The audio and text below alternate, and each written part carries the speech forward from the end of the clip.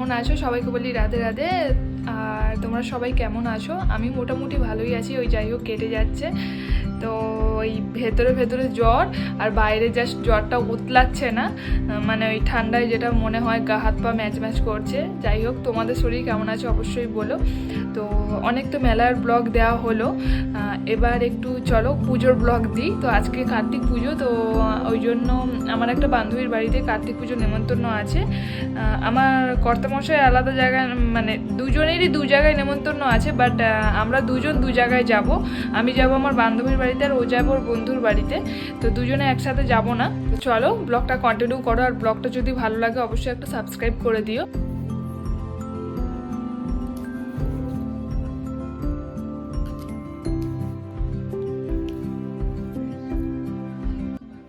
ওখানে গিয়ে কত দিদি আছে জানিস? ওখানে দিদিদের সাথে সব খেলবি তো? ওখানে গিয়ে সবার সাথে কথা বলবি, খেলবি। দাঁড়াও চুপ করে। দাদা দিদা শুধু ওইটা পরলে হবে না, সোয়েটার পরতে হবে। চলো পাপাকে দেখিয়ে দিয়ে। ঠিক আছে, রাখি পাপা, পাপাকে দেখিয়ে দিয়ে। রেডি হয়ে গেছি। এই যে আমার মেয়ে, ওই যে আমার কর্তামশাই। ডাকাও একবার, চুল ফুল আজরাল না? এই যে আমার মেয়ে এখন থেকে একদম বরফ পড়ছে বাইরে, টুপি পরে নিয়েছে। হে মামা, এটা কি পরেছিস? রেনকোট?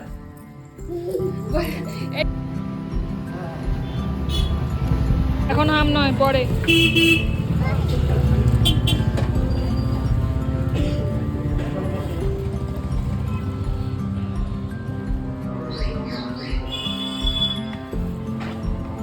ফাইনালি চলে এসেছি আমরা বান্ধবীর বাড়িতে। চলো যাই ওপরে, ওপরে গিয়ে কথা হচ্ছে।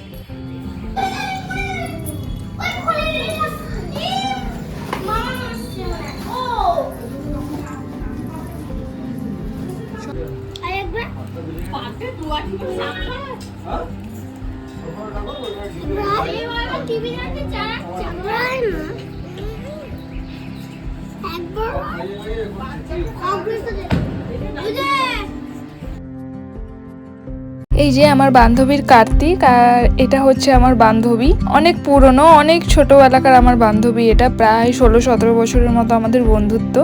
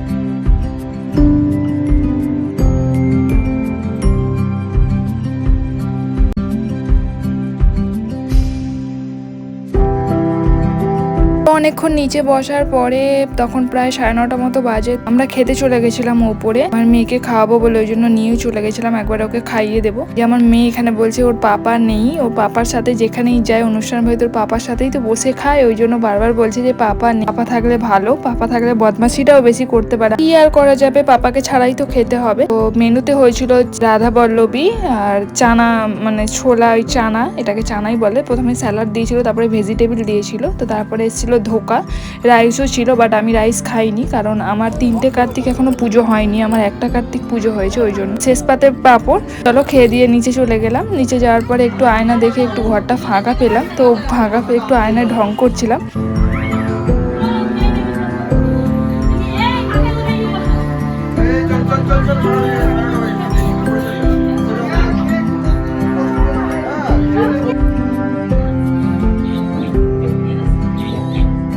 অনেক অনেকদিন পরে ওর সাথে বসলাম। তো জানো তো মেয়েদের বন্ধুত্বটা না বিয়ের আগে ঠিক যতটা থাকে বিয়ের পরে ঠিক অতটা থাকে না।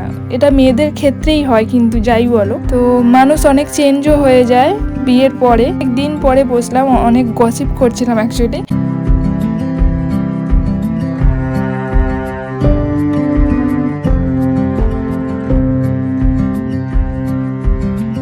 তারপরে এলো আমার কর্তামশাই। আমার কর্তামশাই বন্ধুর বাড়ি থেকে আসতেও আমার বান্ধবী ওকে বললো যে চলো এখানে একটু খেয়েই নাও, এসেছে যখন। তো আমার বান্ধবী দেখো কি সুন্দর আলপনা দিয়েছে, পুজোর আয়োজন সব তৈরি হয়ে গেছে, মানে সব রেডি হয়ে গেছে এখানে।